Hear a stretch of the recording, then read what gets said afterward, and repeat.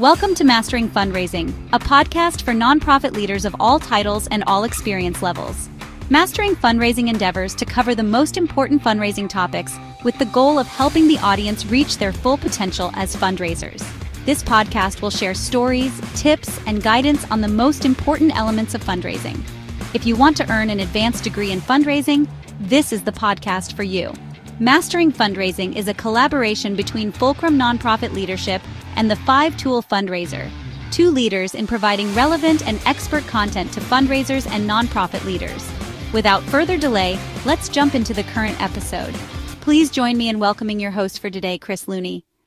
Welcome, everybody, to Mastering Fundraising. Today, we're talking about a reality nearly every nonprofit professional has experienced, but rarely gets to unpack in depth, and that's leadership changes. New executives, new priorities, new metrics, new strategies, sometimes every few years. And our guest today, Sara Colvin, has lived through this in a remarkable way. In 11 years at her previous institution, she worked under 4 different chancellors, 4 different vice chancellors for advancement, and served as an interim vice chancellor herself and partnered with multiple deans and program leaders throughout that period.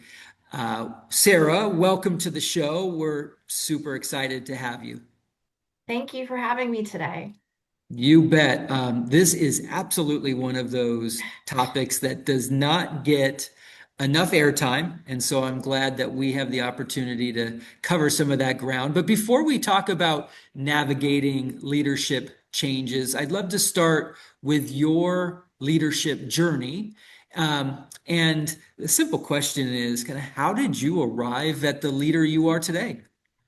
I didn't really grow up professionally with a lot of surplus of mentors and coaches and supervisors that were real proactive with me. And I think because of that, I made a real conscious choice early on that I didn't want to be that person as I grew as a leader. So it helped me kind of forge my style of what I call kind of leading in the middle, figuring out, what that style of practice looked like, what my commitment looked like, how to stay consistent. And so when I look back at staying at an institution for 11 years, while most of my most leadership cycled through, it was an inflection point for me because I didn't just survive those changes.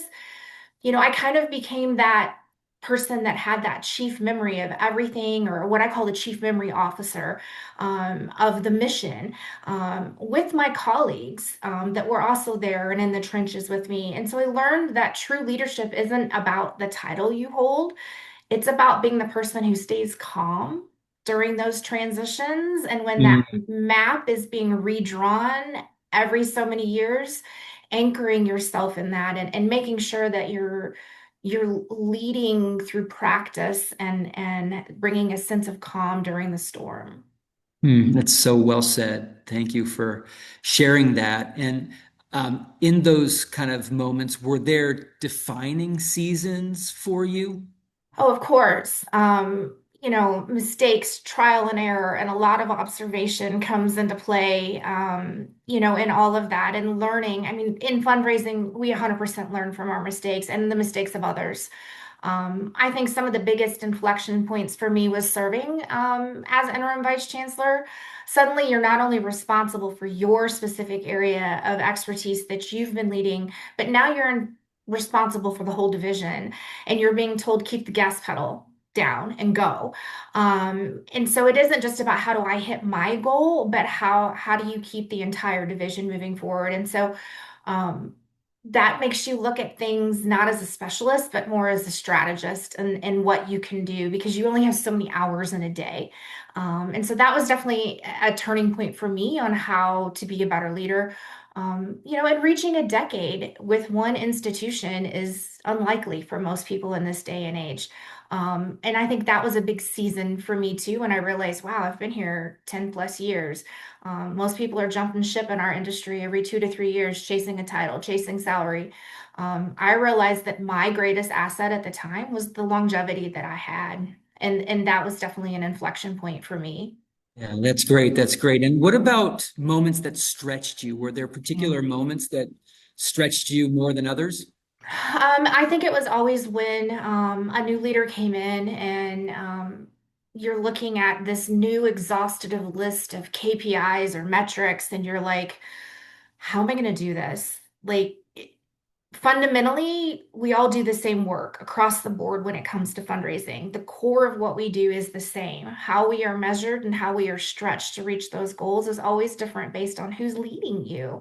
And I had to learn how to live in that frustration with my team and coach them to say, we can be frustrated, we can be aggravated, but we already do the work. They're just measuring us in these different ways. The dashboard looks different, but look, we're already doing this and we're already doing that. And how do we find the same foothold and that grounding of the work?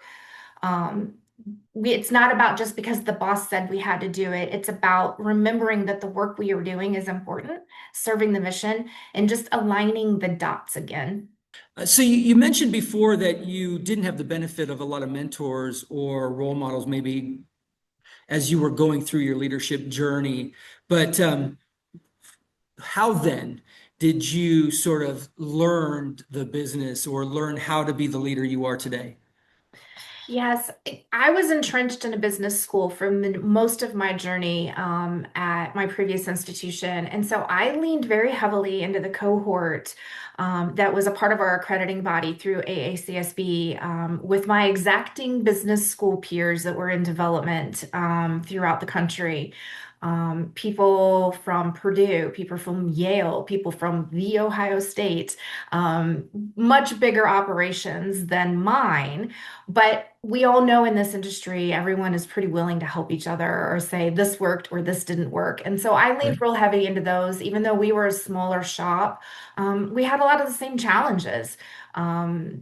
Listening to them. In fact, I discovered along the way that one of my direct peers at Purdue and we shared a whale of a donor together. We both were stewarding the same people or person, I should say. And so we definitely locked arms and was like, how are you working with this person? How am I going to work with this person? What are you guys doing? I don't want to step on your toes. Different degrees, different programs, but still very similar, obviously, interests from a donor that is giving both places. We were both alma maters for him. And so it was a very interesting thing. And so leaning into that and also, I had a vice chancellor along the way during one of those transitions that was really instrumental unexpectedly. Someone who was younger than me, but had a lot more entrenched experience in higher ed, came in to lead us. And he really pushed me to pursue my CFRE at a time when I didn't believe that I should or could. And so he pushed me, and I'm grateful for that. And I'm grateful for his insistence to push me towards that because others had not previously believed in that path for me. And so I needed that little push from someone at a time when I didn't have that outside encouragement from others. And so those seasons definitely impact your leadership style when you have those glimmers of hope and help from people who are in the same trenches as you in certain ways. Yeah, and I love the fact that you kind of introduced the idea of leadership philosophy. And as you think about your own leadership philosophy, I'd be interested to kind of understand it from the perspective of someone who works with you or for you. What do you hope they experience in your leadership that might be characterized as a philosophy of yours? I think as I've grown as a leader, I have found myself leading into three things, and I call it my three P's. It's people, purpose, and production. I believe that if you coach and mentor someone and your people that are pursuing the purpose, the production naturally comes. The people who work with me, for me, I want them to feel like I'm their shock absorber and that I realize they are people first. I don't sugarcoat the politics going on around us. I don't sugarcoat the changes happening above. But I want to provide a stable environment for them to come to me and be people first so that we can focus on the purpose that will then inherently drive the high production that we need. And so that's where I kind of root myself. And I have found myself leaning into that in the last probably 5 or 6 years as I've grown as a leader and have my teams have grown. And they'll laugh. They'll say, "Oh yeah, she talks about the three Ps all the time." So that's kind of where I'm at with how I approach my leadership with my teams. And I love that. And I will start talking about the three Ps now myself. So thank you. You might have just introduced a new white paper for Fulcrum. So thank you very much for offering that. I'll be back to you with more. But let's now move into the reality that tested and refined that philosophy in really very real ways. And that's sort of the strategic direction whiplash that we're calling this section of our conversation. In the intro, we talked about how many different chancellors and vice chancellors you worked with, and every new leader brought their own vision and expectations, some healthy, some maybe more challenging, but the shifts obviously take a toll. And the question I'd like to start off with is, how would you describe what you call that strategic direction whiplash? So I liken it to an organization's equivalent of starting a marathon. Here you are at mile 10, a new coach jumps in and says, "Wait, we're not running a marathon, we're doing a swim meet." And you're like, okay, what are we doing with that? Because every leader comes in with their vision, their 100-day plan, whatever it is. Um, and when you've had four chancellors or four vice chancellors or four deans, it feels like a perpetual state of day one, or it feels like the momentum just stalls. And so that Wow. becomes it becomes whiplash like because you're like, wait, what? And so you end up expending so much energy on what I call re-onboarding your own supervisors a lot of times, and you can't get back to the execution of the long-term strategy because you don't know what the long-term strategy is. And so that becomes very disruptive. And it's what I consider whiplash almost in the industry that we are. Yeah, yeah. When you characterized it as whiplash, I thought you were being you were exaggerating. But then in the example that you gave, where you were starting off thinking you were running a marathon and then mid-race changed to a swim meet or some entirely different thing, I was thinking, wow, okay, I was thinking you were going to say all of a sudden it was 100-yard dash instead of a marathon. But in your example, you hadn't even trained for that different type of event, right? Whereas if you were a runner, you could maybe like adjust. But in your example, the adjustment, because it's something entirely different, is so much harder. So it's a great example. And I appreciate you bringing such a jarring example forward because it must be that different to. Sure. And it isn't always that extreme, of course, but that's kind of what can happen in these scenarios and what we've seen happen. And I know I'm not alone in that.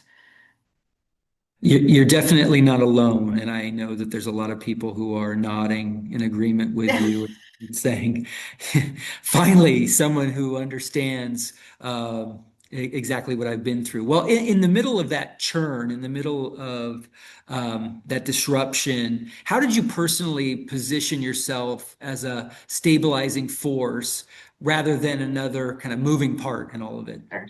I think what happens is it becomes initiative fatigue, right? Because you have all of these initiatives that are being thrown at you at different varying levels and stages of what you're doing.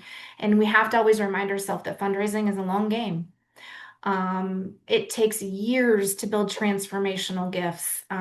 When leaders pivot, every few years, the team feels like they're building, I don't know, like a sandcastle and the tide's coming in, right? It's slipping through your fingers always. And so it becomes very mentally exhausting sometimes to keep up with that initiative and keeping the momentum going through the midstream of the project. And so you end up spending more time explaining the past than you do to the new boss than you do celebrating the future wins of your team. So you have to ground yourself in immediately celebrating the wins that are happening around a new leader that they aren't even a part of yet, so that they understand and we can bring our own personal momentum for who we are as a team to that leadership's table, so that they don't forget that changing everything isn't always going to keep the team moving along in a solid path forward.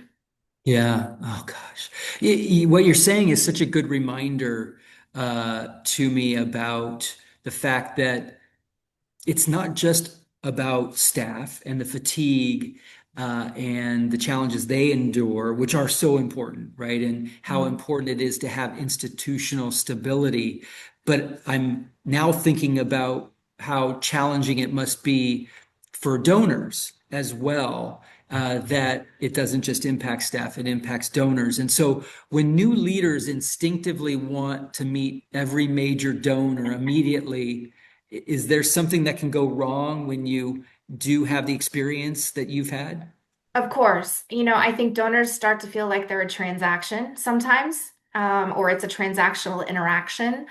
If a donor's given you $1 million and they've had to tell their life story to however many people we've brought to the door, say, oh, I've got a new so and so, let's introduce you. You have to be really, really cautious of that. Those introductory coffees don't feel very sincere when you continue to bring new people to the table.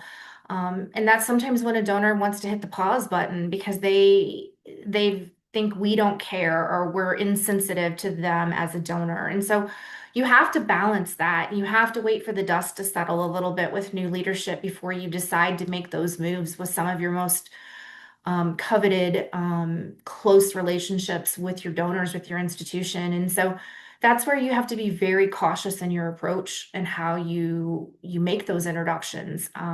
There's no right or wrong answer to how you do that. I think it's you have to really know your donors. That's words to live by. You have to know your donors. I mean, not just in the setting that we're talking about, but across all areas of fundraising and development and advancement. So thanks for the reminder. But Yeah. it is. It's got to be very sensitive and very thoughtful and strategic when there are that many new relationships that have to be absorbed by a prospective donor. They begin to think, well, why do I care about any of them? They're just going to be gone in a very short amount of time. And I was pretty happy with the vision of the last leader, and now I have to absorb an entirely new vision. So lots of just very interesting and complicated scenarios go on in my head when I think about all of the impacts that are felt by donors. How did you make the determination about who might need to be engaged with and maybe who needed some extra time or like how did you kind of contemplate and make decisions around who to put the new person in front of? This is where I think you have to lean into understanding what your donor's kind of emotional history is Mhm. with your institution. Some donors are power motivated. They want to know who's at the top. They want to have that gritty interaction with the topmost person or the newest person because they're energized by that new energy and that thrive of being the person who gets to rub elbows with the person holding the keys to the kingdom.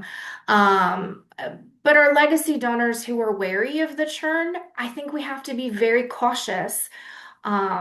It's not about intentionally keeping leaders at bay, but you have to judge when the right time is. And so you lean into that kind of emotional history of your donors to know when that right time is, to bring that person to the table safely, to make sure that that investment isn't going to be knocked off kilter because you've brought someone's vision in too soon. And so it really takes those of us that hold those relationships with high regard to understand your donors and know when that timing is right. Um, That's what it boils down to. And once you've solidified that trust, then you can bring people to the table when that donor is ready. And it's also explaining that to your leadership in a way that they comprehend and understand that it's not we're keeping you away from this person. It's that we know the history of this relationship is XYZ, and we know that it's better served when this roadmap to that donor is met. Brilliant. And there must be sort of this idea, certainly among certain donors, that the turnover could be interpreted as instability. Yeah. And you must have a role in kind of assuring people, whether you believe it or not, that it's things are okay, things are fine, there is stability, right? Was that a challenge, and how did you overcome it? Yeah, I think this goes back to kind of fundraising 101. I think the biggest mistake we allow in the work that we do with donors is allowing the donor to have the primary relationship with you as the fundraiser.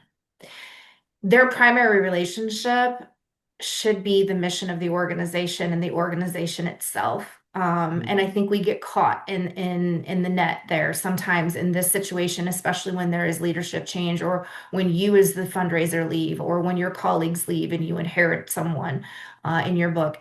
You have to shift the narrative and remember to tell the donors why we are doing this and for what purpose. It's reminding them in an educational, higher ed instance, it's you're not investing in the chancellor, or you're not investing in the dean. You're not investing in the program head. You're investing in those 15,000 students who walk through these doors every day and what we serve as a mission in our institution. So you have to anchor the gift to the permanent mission, not to the people. It doesn't matter whose name is on the business card. You have to keep that relationship sincerely directed towards the mission and the organization, and not yourself or the leader that's behind the table having those discussions with the donor. It's really hard sometimes, but ultimately that's what keeps your ability to handle the navigation and the instability of leadership change well. Good. Well said. So important, and I can't wait for the audience to hear it and think about it and incorporate that into their relationships. I think it also takes the pressure off the fundraiser from constantly feeling like they have to impress or be impressive when it should be the organization and the mission that does a lot of the work of impressing the donor, and you're just a sort of an instrument of that mission. You're just a conduit, right? You Yeah. still have a heavy task, an important role, but it's maybe a little bit different framing than most fundraisers and most leaders contemplate. So thank you for bringing that forward. Wanted to shift again to kind of metrics and KPIs, because that I imagine is a huge part of the whiplash that you experience, because as you are beginning to work with new chancellors, vice chancellors, et cetera, the definitions of success also shift. So whether that's activity metrics or closing ratios or whatever it might be, what's the impact psychologically on a team when those goalposts keep moving? I think the first thing we feel is I feel like we often feel like our efforts being erased. That what we've done previously doesn't matter, and it's just being erased from the memory of where it was and what we were doing and the great work we were doing. Say you've spent 18 months cultivating a complex gift that's got multiple legs to it, and a new VC, or a vice chancellor, I should say, comes in and says, well, I just want to count how many visits we're doing and how many phone calls we're making.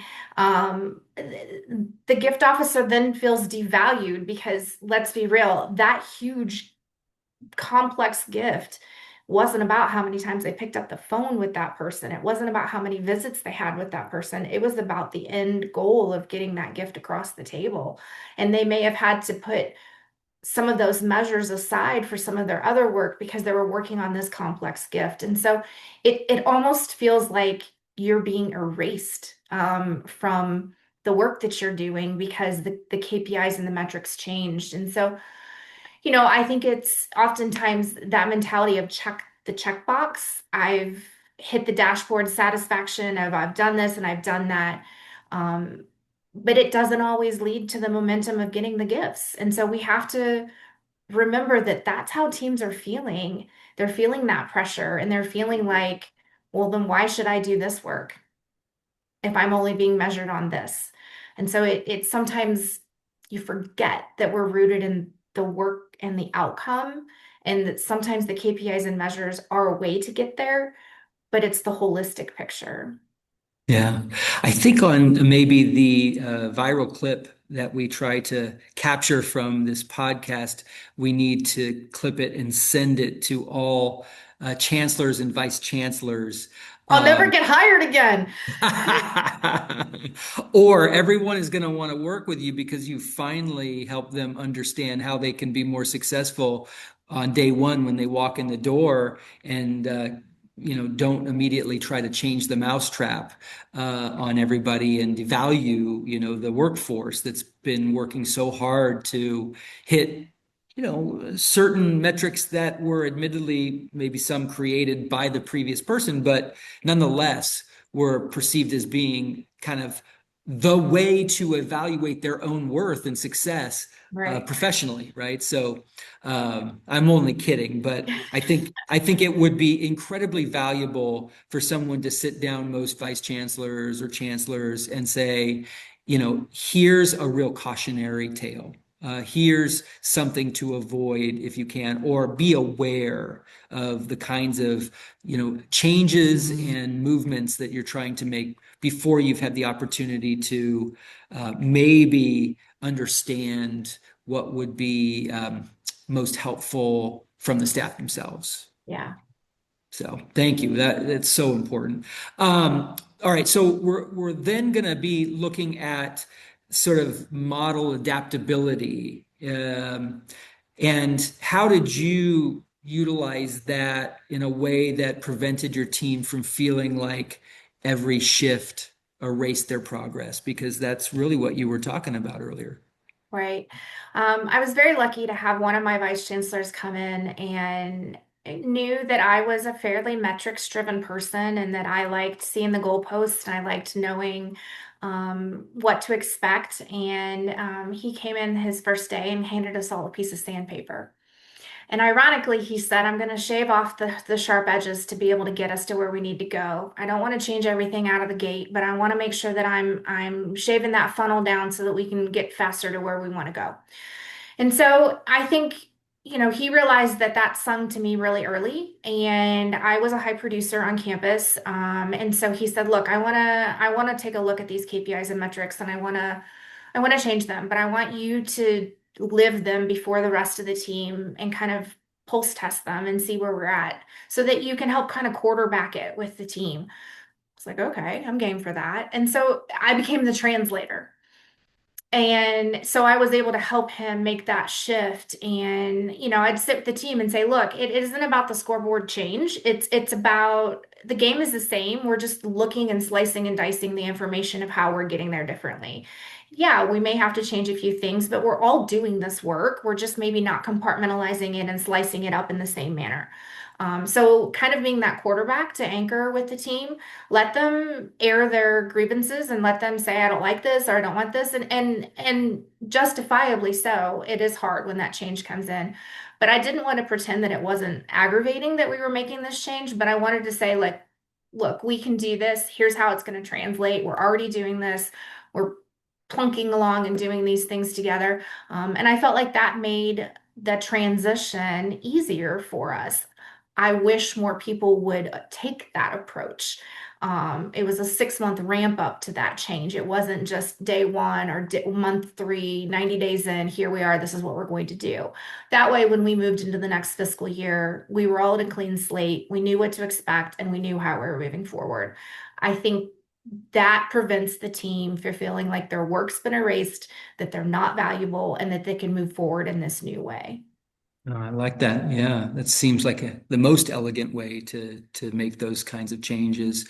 What advice would you give leaders who are continually frustrated by constantly changing expectations? Is there some good advice you would offer?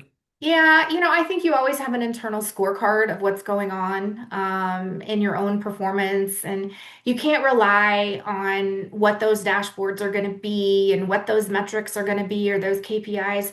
You have to focus on remembering the quality of the work that you're doing. And you have to remember to look at that within your team too. And if someone isn't always, coming up and meeting you where you are, where you want them to be from a metrics and a KPI standpoint, look at the work they're doing. Are they really doing solid work, even though they don't have 17 visits here or 17 phone calls there? If they're closing gifts and they're doing the work and the donors speak highly and the colleagues speak highly, then sometimes you have to remember that the scorecard isn't everything. And I think sometimes we get mired in that as leaders because we're being held accountable for those numbers in that production. Um, and I also just tell people don't wait for the perfect time to lead or to step in. Um, I think in nonprofit and especially in higher ed, the term permanent doesn't really exist anymore. Hmm. We are in the land of interim a lot of times throughout all of our career and the spaces that we're in. You can't wait for stability to execute. You just have to go and you have to make that plan work. And I think finally, you have to remember that if you've had the luck of having longevity, it's your superpower. You go back to being that chief memory person for what's going on there and serving that mission. You're holding all of that institutional knowledge, and you just can't be a victim of the churn. Be the person who helps continue to deliver the mission and survive the change. Yeah, that's wonderful. Okay, so another transition, and this one covering the topic of serving as an institutional anchor. And that's kind of how you've described your role sometimes, but Yeah. I don't quite know what that means. So can you share a little bit about what you mean as an institutional anchor? Yeah. I think in practice that, being an anchor means that you have been there, you understand the mission, you can articulate the mission, you understand the players that are involved. When a new leader arrives, they don't know the why or the what. And you can be the why or the what answerer for them, to be able to hold their hand. They don't know the specific donor. They don't know the sensitive instance around the naming of a building or a program or, whatever it might be. Being the anchor means you hold that history so it's not lost. And it's our job to educate that history so that when we leave, that history is then again not lost. And so I think that's really what anchoring means. It's also providing kind of the no spin zone on that internal dialogue with our colleagues, and keeping it real. Executive changes may be in flux, but the knowledge that we transfer to each other in this work is so important. Everyone's like, oh, contact reports or interaction summaries, whatever it is. I know that I left 11 years worth of interactions and summaries and contact reports. I've had very few people call me and say, hey, what did you do about this person? Or they called and said, or I'll get a phone call that says, hey, I saw in your notes this. Is there anything else that you can tell me? And I'm like, no, I left it all in my notes. Everything is there. So that Yeah. anchoring is so important, with how we work within our organizations, but also as we move out of an organization. It's brilliant. Yeah, and such a strong reminder about um, the way that you can steward information properly because there's such value in information when it comes to donor relationships and helping an organization not fall back 7 steps when they could very easily, with the right information, move forward one or two. So Yeah. that's a great reminder. In your mind, what perspective shift must a leader adopt to see transition not as disruption, but as part of the responsibility of long-term stewardship? I think if you see turnover as disruption, you tend to be bitter and defensive about it. I think you need to see it as stewardship. It's just like we do with donors. It's about stewardship. You need to realize that protecting the institution during that vacuum of transition is actually the highest form of leadership we can provide our teams, ourselves, and our donors is bringing that stewardship stability and reminding them and realizing that you aren't just working for one person that has a vision, you're working for the future of the organization. Transition is a test of how well we've built everything in our systems. If your work collapses because of a leadership shift, we have a lot more work to do from a foundational standpoint. Stewardship means that you have to build something that's robust, that you can survive whoever is in the corner office, and making sure that you lean into that and provide that stability no matter what's going on around us for the organization. It isn't just about one individual, it's about the organization and stewarding the long-term vision for where we're going. Beautiful. Well, as we move to close the conversation today, if you could offer one piece of wisdom to nonprofit leaders navigating leadership changes right now, what would that be? I think it kind of leans back to the same thing I said before a little bit.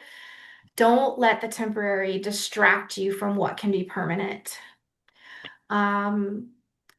Leadership change is loud, it's messy, it's stressful, it takes up all the oxygen in the room a lot of times. But it's temporary, right? Like the mission of the nonprofit, the needs of the people that we serve, the trust of the donors, the staff that is there, those are the permanent things in that moment. And you have to lean into it. If you keep your eyes on the permanent and you don't worry about what's temporary, you will survive that transition. And as someone who has survived it many times over, it's hard. It's hard to sink into that, but it can be done. And for those that don't like it and can't handle it, a lot of times that's when we see exits. But for the people who are there for the right reason, looking at the permanent and looking at the mission, they'll stay focused. And then the who and the why become the ever-changing gifts and the transformational work that we do. Well, Sara, thank you for such a thoughtful and grounded conversation. Leadership transitions, as we well know, are inevitable in our sector, all sectors, but especially ours. And at the same time, how we navigate them determines whether we lose momentum or strengthen resilience. And to everyone listening, you may not control leadership turnover, but you obviously can control how you show up in the middle of it. And I know that what Sara has shared has been great advice about helping to control how you show up in the middle of those transitions, which are in a long-term career in nonprofit leadership inevitable, or in fundraising as well at any level inevitable. So thank you, Sara, one more time. And to all of our listeners out there, if you've enjoyed this episode, we would encourage you to subscribe to Mastering Fundraising or our other podcasts like Lead for Good or The Nonprofit Edge. In all of these podcasts, we really do endeavor to interview and speak with true experts in the field and dig into not only their leadership journey, but some element of leadership that really speaks to them and where they have expertise, as was the case today. But until next time, we wish you all the best and encourage you all out there to continue to lead for good. Thanks all. Thank you for joining this episode of Mastering Fundraising. We hope the conversation was helpful and invite you to like and subscribe to this podcast for more conversations with extraordinary nonprofit and fundraising leaders.